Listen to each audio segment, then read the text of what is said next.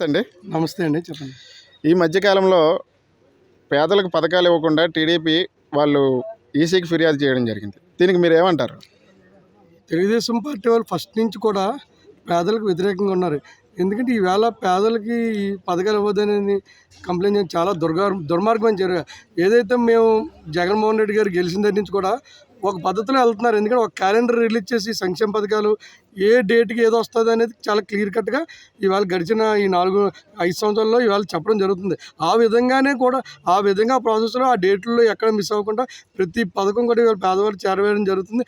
ఆ పద్ధతిలో కూడా ఈ 2-3 రోజుల్లో రావాల్సిన పథకాలు ఈవేళ ఈసీకి ఫిర్యాదు చేయడం అనేది తెలుగుదేశం పార్టీ దుర్మార్గం. తప్పనిసరిగా ప్రజలు దీనికి తగిన గుణపాఠం చెప్తారు. అలాగే మరి ఈ మధ్యకాలంలో 2 నెలల నుంచి పెన్షన్లు ఇవ్వట్లేదు వాలంటీర్ వ్యవస్థ ద్వారా. దీన్ని కూడా టీడీపీ వాళ్ళు ఏదో విధంగా కుట్ర పని ఆపారని చెప్తున్నారు. దీనికి మీరేమంటారు?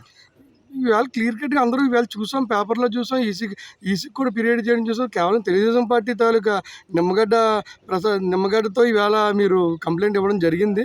ఇవాళ అందరూ అన్ని పేపర్లు వచ్చి అన్ని టీవీలో చూసారు. మీరు మీ కంప్లైంట్ వల్ల ఇవాళ 2 నెలలు ఇవాళ అవ్వాతాతలు ఎంత ఇబ్బంది పడ్డారో, కొంతమంది ప్రాణాలు కూడా వదలడం జరిగింది. తప్పనిసరిగా తెలుగుదేశం పార్టీ నాయకులు దీనికి తగిన మూల్యం చెల్లించుకోబోతున్నారు రేపు రానున్న రోజుల్లో. ఓకే, థ్యాంక్ యూ అండి. Thank you.